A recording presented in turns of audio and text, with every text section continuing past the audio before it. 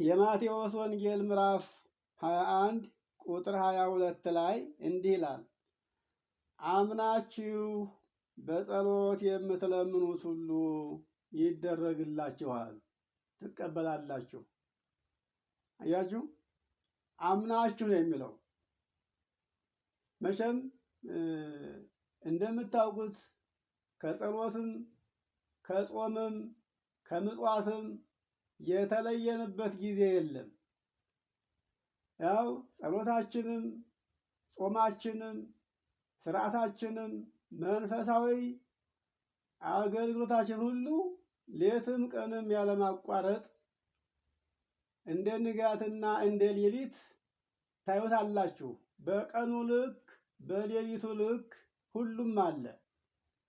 ምስጋናው አለ፣ ጸሎቱ አለ፣ ጾሙ አለ፣ ትሩፋቱ አለ፣ በጎ ስራው ሁሉ አለ።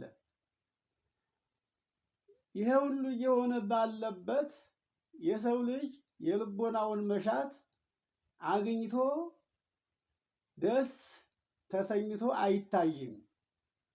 ለምንድን ነው ብላችሁ ይሄን ካሰባችሁት እግዚአብሔር የተናገረውን ኃይለ ቃል አምናችሁ ነው የሚለው። እያችሁ አምናችሁ በጸሎት የምትለምኑትን ሁሉ ትቀበላላችሁ፣ ይደረግላችኋል። እያንዳንዳችን ፍላጎታችን ምኞታችን ሰፊ ነው። እንደየምኞታችን እንደየፍላጎታችን እግዚአብሔር እንዲያደርግልን የመጀመሪያው መሰረቱ ምንድን ነው? አምናችሁ ነው። አምናችሁ ነው። እንግዲህ አንድ ነገር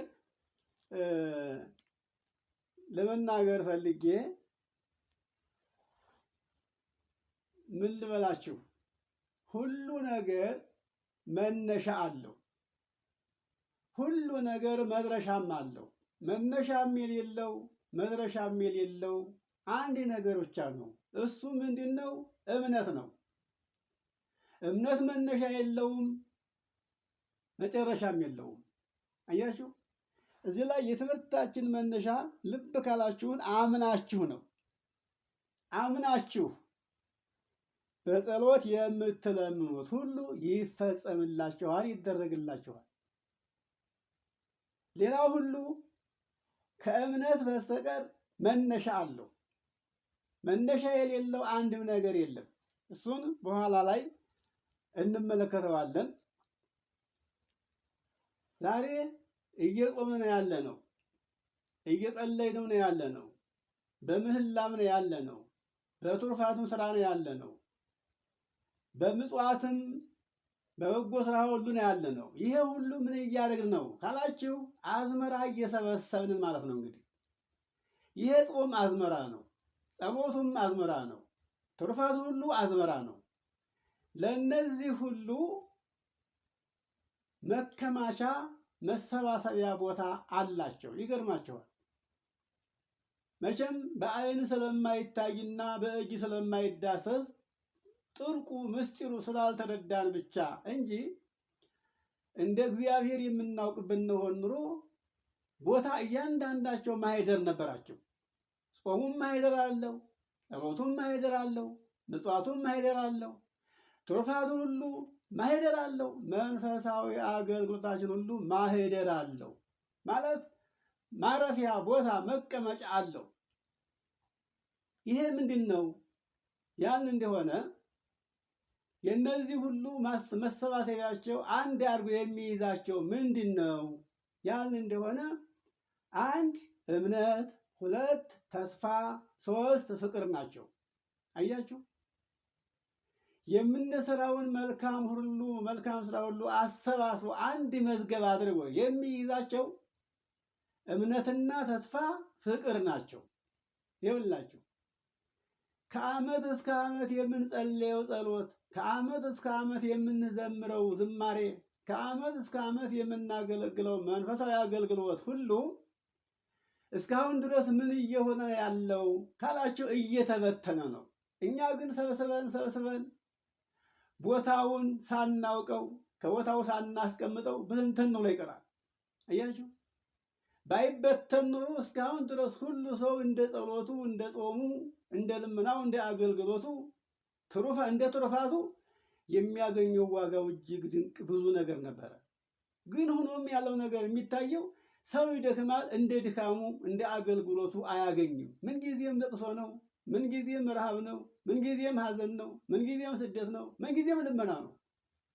አያችሁ፣ ከሐዘን የወጣ ከልመና የወጣ ከችግር ከስደት የወጣ ከትካዜ የወጣ የለም። ከዚህም የተነሳ ስስቱ፣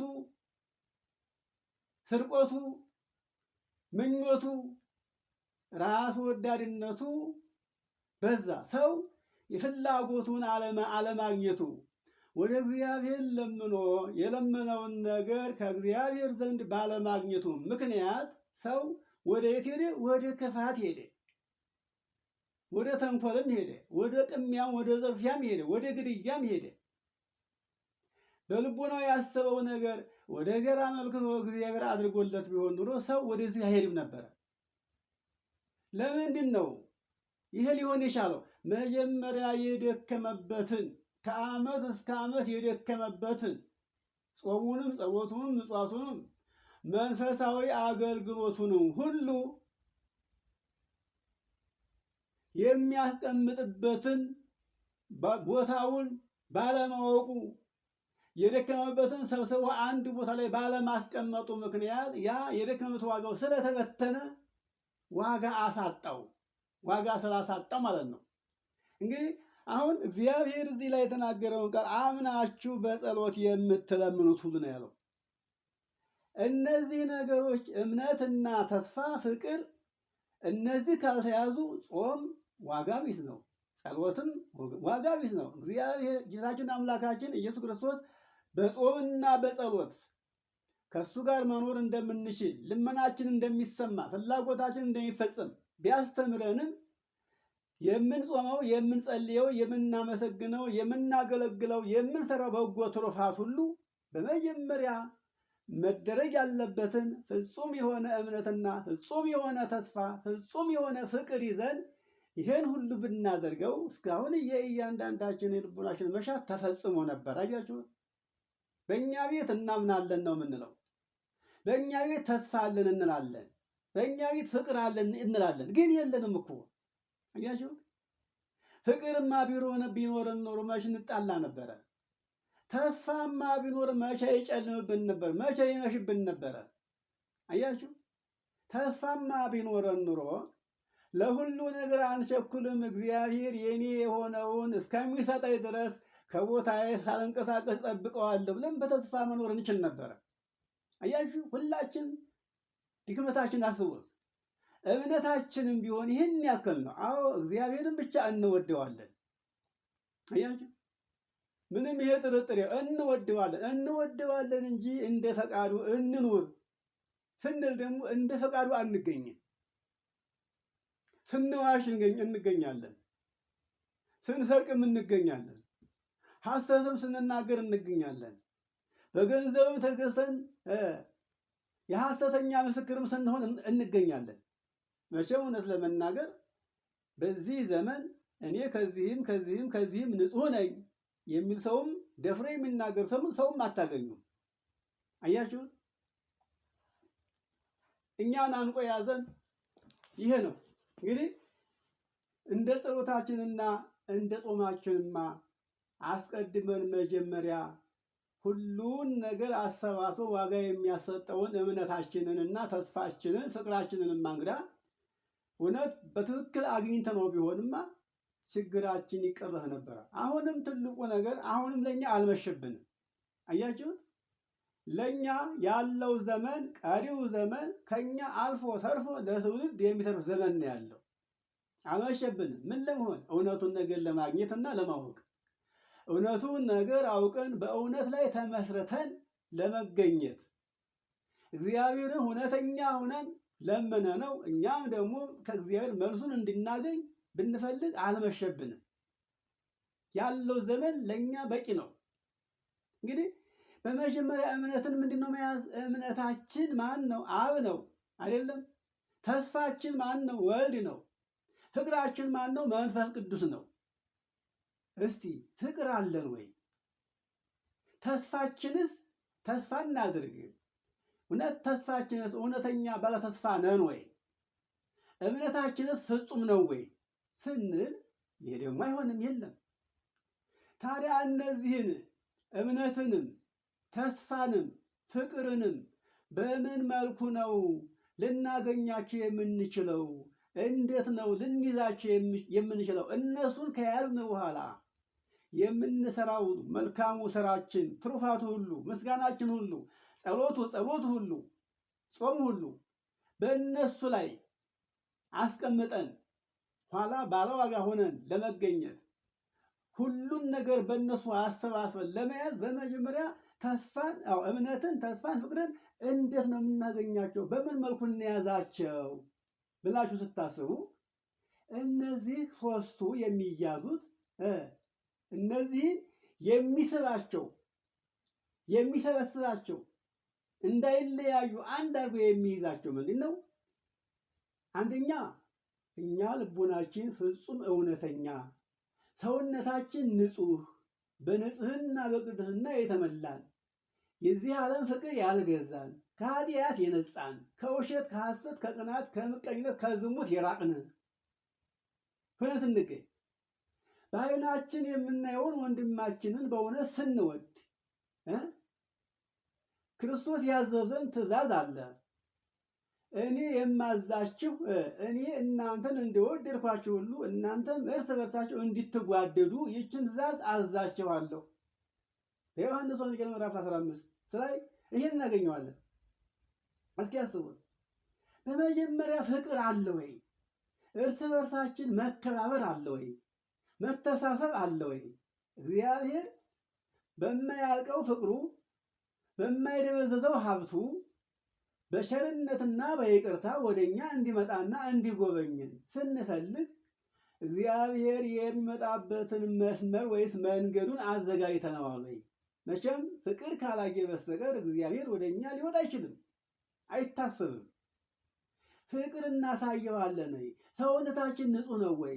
አንደበታችን የታረመ ነው ወይ? እጃችን ክት ነው ወይ? የሰው ገንዘብ የለብንም ወይ? አልሰረቅንም ወይ? አልዋሸንም ወይ? አልቀጠፍንም ወይ? መቼም እግዚአብሔር በእውነት ይመራመረንና የእያንዳንዳችንን ስራ አሁን እንደ ኋላው ዘመን በኋላ ዘመን እንደሚያደርገው አሁን ላይ ቢገልጠው ኑሮ በእግዚአብሔር ፊት የምንቆምበት ምንም አይነት ቁመና የለን። ይገርማቸው ከትልቁ እስከ ትንሹ ድረስ እግዚአብሔርን ለምንን የምናገኝበት ምንም አይነት ቁመና፣ መልክና ውበት የለንም ወገኖቼ፣ መልክና ውበት የለንም። እግዚአብሔር መልክ ይፈልጋል፣ ውበት ይፈልጋል። አስቡት፣ መልክ ይፈልጋል፣ ውበት ይፈልጋል ሲባል ደግሞ የስጋ መልክን የስጋ ውበትን አይደለም፣ የልቡና ውበትን ይፈልጋል።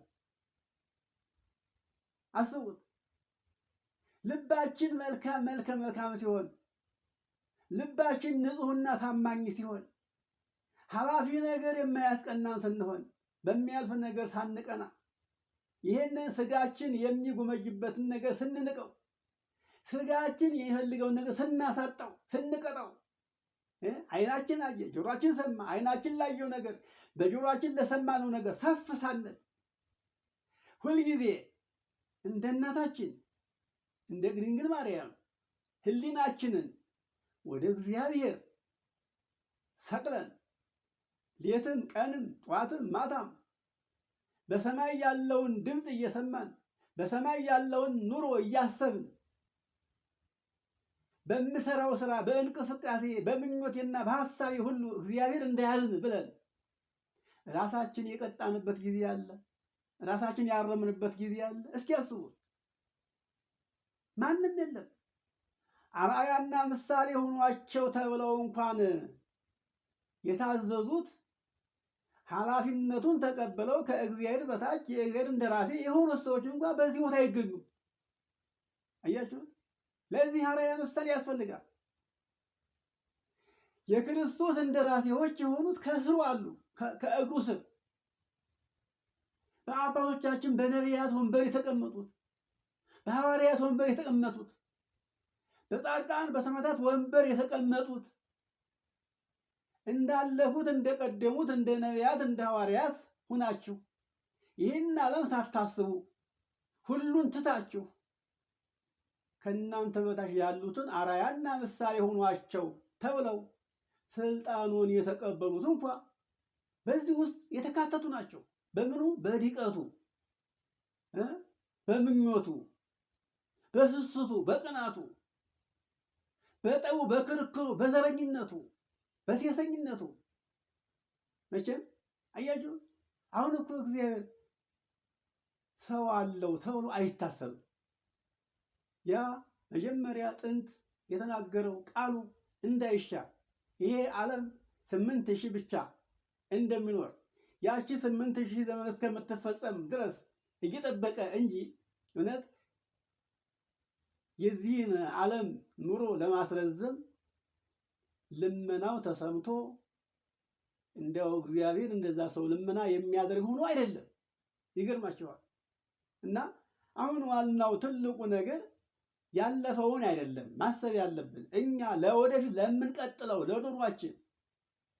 እኛም እንደ ሰው እናልፋለን እንዳለፈው ትውልድ። ይህን ዓለም ከኛ ተረክቦ አምላኩን እግዚአብሔርን የሚያመሰግነው ትውልድ ከኛ የሚረከበው ነገር ምንድን ነው? የምናስረክበው ምንድን ነው?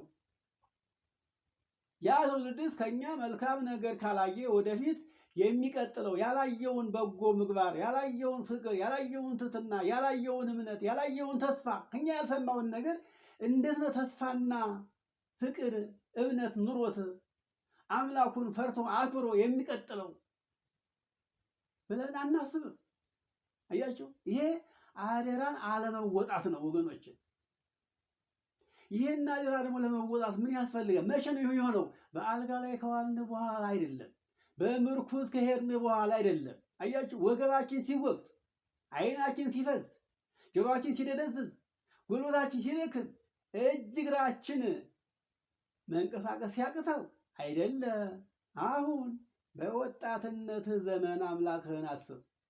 አያችሁ፣ በጎ ስራ ለመስራትና እግዚአብሔርን ዝቅ ብሎ ፈርቶና አክብሮ ለመኖር የሚያስፈልገው መቼ ነው? ያለ አሁን ነው። በኋላማ ሳንወድ በግድ እድሜ ይገዛናል እኮ። ያ ደግሞ ወደን ሳይሆን ተገደን ነው። እድሜ እኛ እንደምንፈልገው አያንቀሳቅሰንም። እጅ እግራችን አሰው እቤት ያውለናል። ያን ጊዜ ደግሞ ከኃጢአት ተቆጥበዋል ተብሎ አንባልም። ሰው ከኃጢአት መቆጠብና ለእግዚአብሔር መገዛት ያለበት መቼ ነው? በወጣትነት ዘመን ነው። አያችሁት? ዛሬ ወጣትነቱ ዘመን ማን ነው እግዚአብሔርን ደስ የሚያሰኘው? አዎ ዝማሬያችን ደስ ይለዋል፣ ጾማችን ደስ ይለዋል፣ ጸሎታችን ደስ ይለዋል። ትእዛዙ የእሱ ነውና፣ ግን እንዳይቀበለው ደግሞ መቀበያውን አልያዝነው። አዎ መቀበያው ደግሞ እምነት ነበር፣ እምነት የለም። ተስፋ ነበር፣ ተስፋ የለም። ፍቅር ነበር፣ ፍቅር የለም። አያችሁ? እስቲ ታስቡት ወገኖች። እንግዲህ እምነት ስንል እምነታችን አብ ነው፣ ተስፋችን ወልድ ነው፣ ፍቅራችን መንፈስ ቅዱስ ነው። አሁን ታዲያ እነዚህን ሶስቱን አካላት ጥሎ እግዚአብሔርን ጥሎ የሚጸለየው ጸሎትና የሚለመነው ልመና የሚዘመረው ዝማሬ ከሌሊቱ እስከ ንጋቱ ከንጋቱ እስከ ምሽቱ ድረስ ሊቃውንቱ የሚደክሙት የት እየገባ ነው? የት እየደረሰ ነው? ለምን ነው መልስ የማያሰጠው? አያችሁ፣ ይሄ ሁሉ ሐዘን፣ ይሄ ሁሉ መከራ፣ ይሄ ሁሉ ስቃይ በዓለም ላይ እንዲህ ሲሆን የአንድ ቀን ልመና የአንድ ቀን ጸሎት እግዚአብሔር ለአብርሃም የተናገረው ቃል ነበረ። አንድና ሁለት ሶስት እንኳን ሰዎች ሆነው ሶስት ሰዎች እንኳን ዓለምን አያድኑም እንጂ ራሳቸውን ማዳን ይችላሉ ተብሏል። ከዚያ በላይ ከሶስት በላይ የሆኑት ግን በእነዛ ሰዎች ምክንያት እግዚአብሔር ዓለምን እንደሚያድን ለአብርሃም የገባው ቃል ነበር። አሁን ግን ዓለም ዳር እስከ ዳር የምታዩት እንግዲህ በሁሉ ነገር እየተናወጠች ያለችው። ይሄንን እያየን እንኳን አንባንንም፣ ወደ ንስሐ እንመሳንልም። ከንቱን ዓለም ብቻ እያሰብን ልባችን ያለው ከገንዘብ ጋር ነው። ልባችን ያለው ከስልጣን ጋር ነው። ልባችን ያለው ከቆንጆ ጋር ነው። ምን ትላላችሁ እናንተ? ከዚህ ንጹሐን ናችሁ ወይ? አይናችሁ ቆንጆ ሳይ ከቆንጆ ጋር አልባከነም? ልባችሁ ያንን ቆንጆ የታግኝቻት የሚለው ነገር ከእናንተ ጠፍቷል ወይ? እስኪ አስቡት። ይሄ ባለበት ታዲያ እግዚአብሔርን በጾምና በጸሎት በዝማሬ እናገኘዋለን ተብሎ ይታሰባል? እግዚአብሔር እኮ ሞኝ አይደለም። አያችሁ፣ ሞኝ እኛ ነን። የሚገኝበትን የሚያዝበትን አለማወቃችን ሞኝ እኛ ነን። አያችሁ፣ ሐዋርያት አባቶቻችን ስናያቸው በዚህ ዓለም ኖሩ። በዚህ ዓለም ሲኖሩ ርስት ጉልት ነበራቸው ወይ? ቤት ሰርተው ነበር ወይ? በሬ ጠምደው እርሻ ያርሱ ነበር ወይ ስትሉ የላቸውም እኮ። እንኳን በሬ ጠምደው እርሻ ሊያርሱ ይቅርና የጫማቸው ማረፊያ ቦታ እንኳን የራሳቸው የላቸው። ነቢያትም እንዲሁ ነበሩ ከነሱ በፊት። ሁሉን ትተው ተከተሉት። ለዚህ እኮ ሐዋርያት እኛ ሁሉን ተከተልንህ፣ ምንድን ነው የምናገኘው ብለው የተናገሩት እኮ ለዚህ እኮ ነበረ። ሁሉን ትተን በዚህች ዓለም ላይ የነበረን ጥሪት ስንሰራ የነበረውን ስራ ሁሉ ትተን ቤት ንብረት ሳይኖረን ተተከተልንህ፣ ምንድን ነው የምናገኘው ያሉት ለዚህ ነበረ። እነሱ ርስታቸው ጉልታቸው ክርስቶስ ነበረ። ግን ምንም ነገር ሳይኖራቸው ሁሉ የነሱ ሆኖ ኖሩ። አያችሁ፣ ልብስ ሳይፈተሉ ሳይሰፉ፣ ሳያርሱ ሳይቆፍሩ፣ ቤት ሳይሰሩ እነሱ ያስተማሩት፣ እነሱ የሰበኩት፣ እነሱ ምስጢር ጥበብ የገለጡለት ሁሉ የነሱ ሆኖ አኖራቸው። አያችሁ፣ እኛ ግን በሐዋርያት ቦታ ተገብተን የምንጥረው ለራሳችን ኑሮ ብቻ ነው። የራሳችን ኑሮ ለማመቻቸት ነው እንጂ የወለተ ከሌ የገብረ ከሌ ምናምን ማግዶን አንልም። ይሄ ደግሞ እግዚአብሔር እውነቱን ነገር እንዳይሰራ አራቀው፣ ከለከለው። ታዲያ ከማን ይጠበቃል? ከኛ ይጠበቃል። ሁላችንም ባለ አደራ ነን። ይሄን እወቁ። ትናንትና ስንማር የነበረው ገብርኄር፣ ገብረ ምእመን፣ ገብረ ሐካይ እያልን ስንማር ነበረ። ሁላችንም ባለ አደራ ነን። መክሊት ያልተሰጠው ሰው አታገኙ። አያችሁ፣ መክሊት ያቺ መክሊት ገንዘብ ነች። መክሊት ያልተሰጠው ሰው አታገኙ። እያንዳንዳችን መክሊታችን ምንድን ነው? አእምሯችን ነው። የመጀመሪያው መክሊታችን ገና ከእናታችን ማህፀን ስንወርድ የተሰጠን መክሊት አእምሮ ነው። መክሊታችን ህሊና ነው። አስቡት። የተሰጠን መክሊት አይናችን ነው። ጆሮአችን መክሊት ነው። እጃችን እግራችን መክሊት ነው። እግዚአብሔር ንጹህ አእምሮ፣ ንጹህ ብሩህ ዓይን፣ ንቁ ጆሮ፣ ንጹህ የሆነ እጅና እግር ሰጥቶን አሳምረህ የፈጠርከኝን እንደገና ሁሉ ንሳኝና ድዌ አድርገን እያልን እኮ ነው የምንለምነው። አያችሁ፣ እግዚአብሔር ሲቆጣ ጸጋውን ይነሳል። ጸጋው ምንድን ነው? የምናየው ይሄ ሰውን የሚያማልለው ውበታችን፣ መልካችን ከእግር እስከ ራሳችን ያለው ነገር ሁሉ ይህን ያሳጣል። በዚህ ምክንያት ሰው ለእግዚአብሔር ባለመታዘዙ ምክንያት ምን አጣ? ዓይኑን አጣ፣ እጁን አጣ፣ እግሩን አጣ። ይሄስ ይቻላል? አያችሁ፣ ሰው እግሩን ቢያጣ፣ እጁን ቢያጣ፣ ዓይኑን ቢያጣ፣ ጆሮውን ቢያጣ የተሻለ ነው። ግን አእምሮውን ካጣ ሰው ከንቱ ነው። ዓይን ቢኖር ጆሮ ቢኖር ሰውነት ቢለሰልስ ቁመና ቢያምር አእምሮ ከሌለ ከንቱ ነው። አያችሁ፣ ይሄን ከነሳ ሰው ማሰብ አይችልም። ይገርማችኋል። እንኳን እግዚአብሔር የተጣለው አእምሮ ይቅርና ወይን እንኳን ያቸነፈው አእምሮ ራሱን አያውቅም።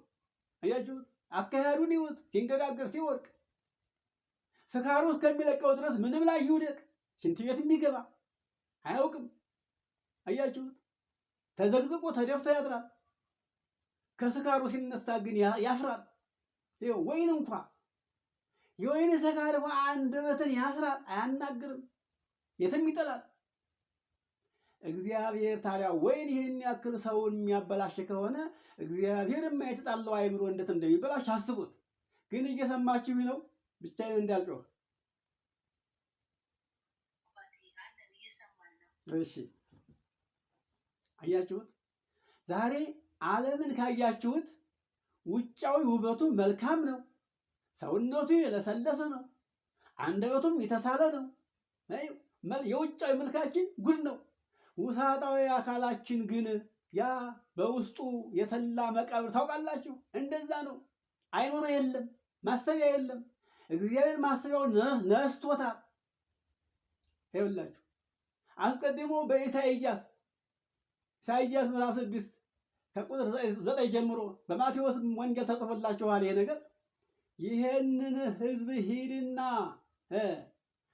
ልቡናውን አደንድንልኝ ወደ እኔ እንዳይመለስና ይቅር እንዳለው አይነ ልቡና አጨልምልኝ ነው ያለው እግዚአብሔር። የማይጠቅምን ሕዝብ እግዚአብሔር ልቡና አይሰጠውም፣ አይምሮ አይሰጠውም፣ ይነሰዋል። ሐዋርያው ቅዱስ ጳውሎስ ሮሜ ምዕራፍ 1 ከቁጥር 24 ጀምራችሁ ብታዩት እግዚአብሔር አሳልፎ ለከንቱ አይምሮ ሰጣቸው። እግዚአብሔርን እንደ እግዚአብሔርነት ባለማወቃቸው ምክንያት አሳልፎ ለከንቱ አይምሮ ሰጣቸው፣ ማሰብ እንዳይችሉ። ስለዚህ አይምሮ በማጣታቸው ምክንያት ጾታቸውን ዘነጉ፣ ጾታቸውን ረሱ። ሰው ለባህሪው ተስማሚ የሆነ ጾታ ተሰጥቶት ነበረ። ለሴቷ ተስማሚ ባህሪ የሆነ አዳም፣ ለአዳም ተስማሚ ባህሪ የሆነ ሔዋን ነበረች። አዳም ባህሪውን ረሳ፣ ያለ ባህሪው ወደቀ። ሔዋንም ያለ ባህሪዋ ወደቀች። ሴቶች ከሴቶች ጋር መዳራት ሆነ፣ ወንዶችም ከወንዶች ጋር መዳራት ሆነ። አያችሁ፣ አይምሮን ሲነሳ እግዚአብሔር እንዲህ ያደርጋል። ይሄ የሚሆነው በደላችን የልቡናችን ጥንካሬ እየበዛ ሲመጣ እግዚአብሔር አሁን እንደምናያቸው ሰዎች ያደርገናል። ራሳችንን መግዛት ያለብን አሁን ላይ ነው። አያችኋቸው፣ እነዚያ ሰዎች እኮ ውበታቸው፣ መልካቸው እየበሉ እየጠጡ ከኛ በላይ ያምራሉ። ውሳጣዊ አካላቸው ግን የተበከለ ነው። ይኸውላችሁ እግዚአብሔር ያከበራቸውን ሰዎች አያውቁ፣ ራሱን እግዚአብሔርን አያውቁት፣ እናቱን አያውቋት። የሚናገሩት ነገር የሚያሳዝን ነገር ሆኗል። በዚህ ሰዓት ታዲያ እግዚአብሔር በእውነት እንደ ሰዶም እንደ ገሞራ እንደ ኖህ ዘመን ቢያደር ምን ይገርማል? ከዚያ በላይ ቢያደርግም እኮ የነዛ እኮ እግዚአብሔር እኮ እንደኛ አላዩትም፣ አልዳሰሱትም፣ ድምፁንም አልሰሙትም፣ በመልክም አላዩትም እንደኛ። እኛ ከነሱ በላይ ቢፈረድብን ምንም አይገርምም። በዓይናችን አይተን፣ በጆሮአችን ሰምተን፣ በእጃችን ዳሰን፣ ስጋውን ደሙን ተቀብለን በደሙ ተዋጅተን ያለን ሰዎች እኮ ነው እነን እኮ። እነዚያ የእግዚአብሔር አልነበሩም። አያችሁ፣ አልነበሩም። ለምን? በደሙ አልተዋጁማ። ምንም የእሱ ፍጥረቶች ይሁኑ እንጂ የፈጠራቸው እግዚአብሔር ቢሆንም በደሙ በልዩ ደም እስከዋጃቸው ድረስ የእሱ አልነበሩም። እኛ ግን በደም የተዋጀን ስለሆነ የራሳችን አይደለንም። የማንን? የእግዚአብሔር ነን። ይህን አልተረዳ ነው። እንግዲህ እግዚአብሔር ድካማችን ያሳዝነዋል። እውነት ልንገራችሁ፣ ስንጾም፣ ስንጸልይ፣ ስናመሰግን፣ ስንዘምር ድካማችን ያሳዝነዋል። እያሳዘነው ግን ፍርዱ እውነት ስለሆነ ምን ብዬ ይቅር ልበላቸው? መያዣውን አልቻሉበት፣ አላወቁት። አዎ ይሄን ሁሉ የሚቀበለውን እግዚአብሔርን ዘነጋ ነው። ተስፋችን ክርስቶስን ረሳ ነው። ስለኛ የከፈለውን መስዋዕትነት ዘንግተን እኛ ኃጢአት ላይ ወደቅን። በማቴዎስ ወንጌል ምዕራፍ 11 ቁጥር 29 ላይ ስትመለከቱ እናንተ ደካሞች ሸክማችሁ የደከመ ኑ ወደ እኔ ከድካማችሁ አሳርፋችኋለሁ ከእኔ ተማሩ ይላል። ከእሱ የምንማረው ምንድን ነው? ያስተማረን ምንድን ነው? ፍቅርን አስተማረን፣ ትሕትናን አስተማረን፣ የዋሃንን አስተማረን። ከክርስቶስ ከቶ የማንማረው ነገር የለም። ክርስቶስ ያስተማራትን በዚህ ዓለም ያሳያትን መልካሚቱ ስራያችን እኮ ዘነጋናት እኮ። ምን ወረስን? የእኛ ትምህርታችን ከጠላታችን ከዲያብሎስ የተወረሰ ብቻ ነው። እሱም ትዕቢት ነው፣ ክፋት ነው፣ ተንኮል ነው፣ ቅናት ነው፣ ምቀኝነት ነው፣ ሴሰኝነት ነው፣ ስርቆት ነው፣ ግድያ ነው። የእግዚአብሔርን ስራ አንዷንም አልሞከርናትም። እንኳን ልንሰራት ይቅርና አንዷንም አልሞከርናትም ወገኖቼ። በትንቢተ ኤርምያስ ምዕራፍ 29 ከቁጥር 11 ጀምሮ ስንመለከት ወደ እኔ የመጣችሁ ትጸልያላችሁ፣ ትጾማላችሁ፣ እኔም ደግሞ አያችኋለሁ። እውነት በፍጹም ልቡናችሁ በእምነት ብትመጡ ኑሮ እኮ እኔ እኮ ከእናንተ ጋር ነበርኩኝ፣ እሰማችኋለሁ ይላል። እንመጣለን፣ እንሄዳለን፣ እንተክታለን። ግን ከልቡናችሁ ውስጥ መኖር የነበረበት የመጀመሪያው አንደኛው ፍጹም የሆነ እምነትና ፍጹም የሆነ ተስፋ፣ ፍጹም የሆነ ፍቅር ነበረ የሚገባው መጀመሪያ። ያ የለም። ያ ሳይኖረን ለወንድማችን ሞትን እየተመኘን ድቀትን እየተመኘን ክፋትን ተንኮልን ይዘን የሰውን ቤት እያፈረስን የሰውን ጓደኛ እየቀማን በሰው ላይ ቅናት ይዞን በጾምና በጸሎት ጊዜ ልናገኝ እንላለን። ይሄ በጣም ሞኝነት ነው። አያችሁ እንግዲህ አሁን የተናገርኳችሁን የማቴዎስ ወንጌል ምዕራፍ 21 ቁጥር 22 ላይ በእምነት አምናችሁ በጸሎት የምትለምኑት ሁሉ ትቀበላላችሁ የሚለውን እስቲ ከኋላ መለስ ብለን ቁጥር 18 ጀምረን እንመልከተው። እንዲህ ይላል፣ በማለዳ በጠዋት በነጋ ጊዜ ይላል። እንግዲህ ከከተማ ወደ ቢታንያ ሲመጣ ይላል፣ ከከተማ ወደ ቢታንያ መጣ፣ በዚያም አደረ። ከቢታንያ ተነስቶ ወደ ከተማ በጠዋት ሲመለስ ክርስቶስ ማለት ነው እንግዲህ ሲመለስ ተራበ። አያችሁ ተራበ።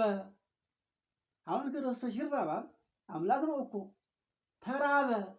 የተራበውን ነገር አስቡት። ምንድን ነው የተራበው? ፍቅር። አያችሁ ፈልጎት የመጣውን ፍቅር አላገኘም። አዎ እኛ እንኳ ፍቅር እኮ ይርበናል አይደለም እንዴ?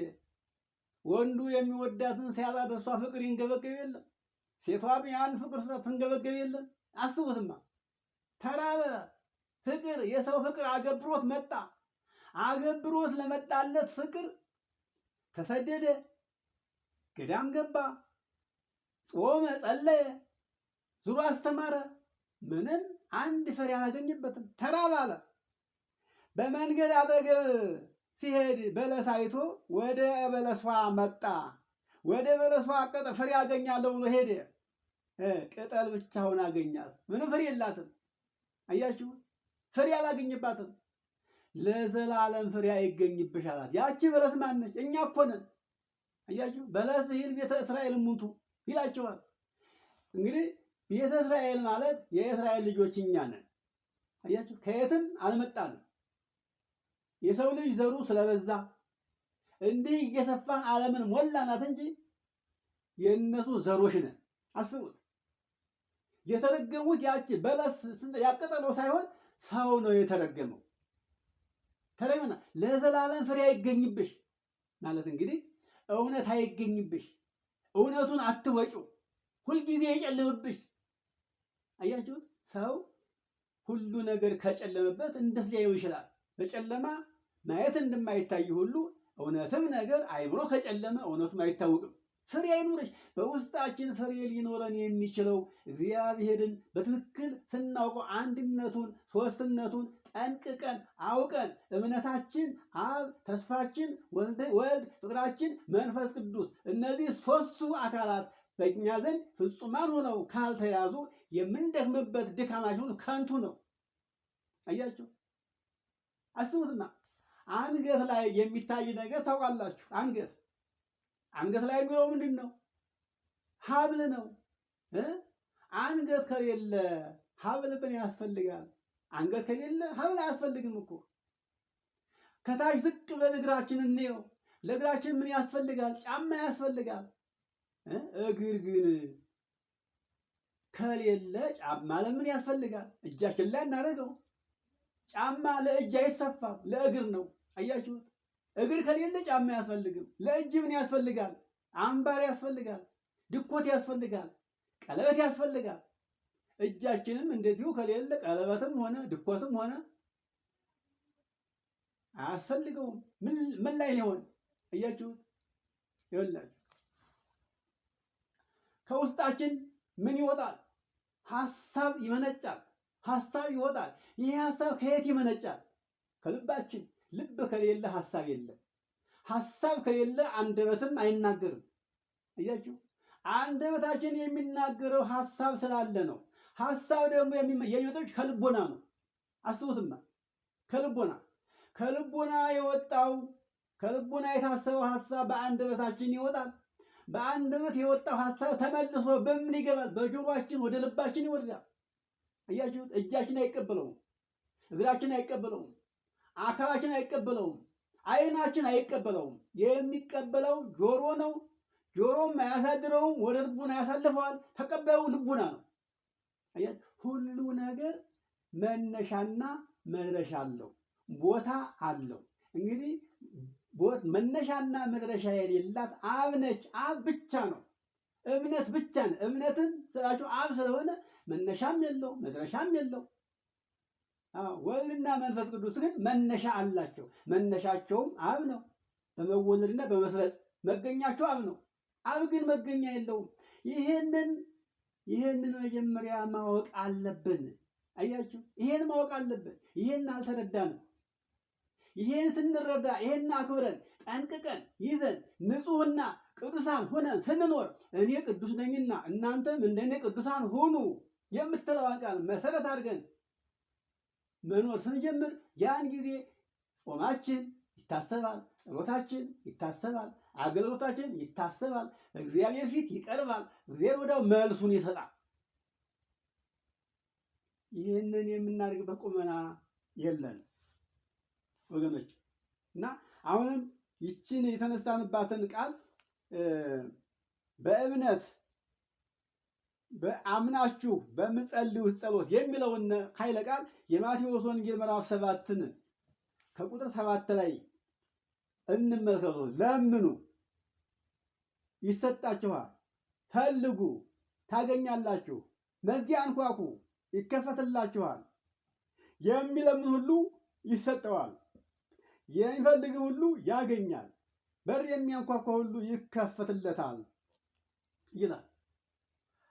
ዝም ብለን ልመና ሂደን መያዣ ሳንይዝ ይህን ሁሉ ብናደርግ ከንቱ ነው። አያችሁት? ገበያ ስንወጣ ለምንገዛው ነገር መቋጠሪያ ይዘን ነው የምንሄደው። አያችሁ? ባዶ እጃችንን ብር ብቻ ይዘን አንሄድም። ብር ሰተን የገዛነው ነገር መያዣ ካልያዝንለት በምንም አናመጣውም። አያችሁ? ይሄን ሁሉ ብንለምንም ብናንኳኳም ምንም ብንልም ብንጾም ብንጸልይም ማንጠልጠያዋ መስቀያዋ እምነት፣ ተስፋ፣ ፍቅር ናቸውና እነዚህ ከሌሉ የደከምንበት ሁሉ ብትን ነው፣ የተበተነ ነው። እኛም እንግዳ መያዣ እንዳለው ሰበሰብ ነው ሲው ከልጅነት ጀምሮ እስካሁን ድረስ እንጾማለን፣ እንጸልያለን። ያ ሁሉ እየተሰበሰበ ግን እየተበተነ ነው። አያችሁ? ማህደር የለውም፣ ጎተራ የለውም፣ ማስቀመጫ የለውም። ሜዳ ተበትኗል። በዚህ ምክንያት መልስ አጣ። አሁንም እግዚአብሔር አምላካችን ቸር ነውና ወደ ልቡናችን ተመልሰን እውነቱ ነገር ተገልጦልን መጀመሪያ መያዝ የሚገባንን ነገር እንድንይዝ እውነቱን እንዳመለክተን ቅዱስ ፈቃዱ ይሁንልን። የመከረን ያስተማረን አምላካችን እግዚአብሔር ክብርና ምስጋና ለእርሱ ይሁን። እኛም ወደ ልቡናችን ተመልሰን ለሱ ማደሪያ ለመሆን በቅተን ቅዱስ ሥጋውን ክቡር ደሙን ተቀብለን በዓይናችን የምናየውን ወንድማችን ወደን በልቡናችን የምናስበውን ኃጢአቱን ሁሉ ከኛ አርቀን ቀናውን ነገር አስበን በጎ ነገር ሰርተን የመንግስቱ ወራሾች ለመሆን እንድንበቃ ያድለን። የማቴዎስ ወንጌል ምዕራፍ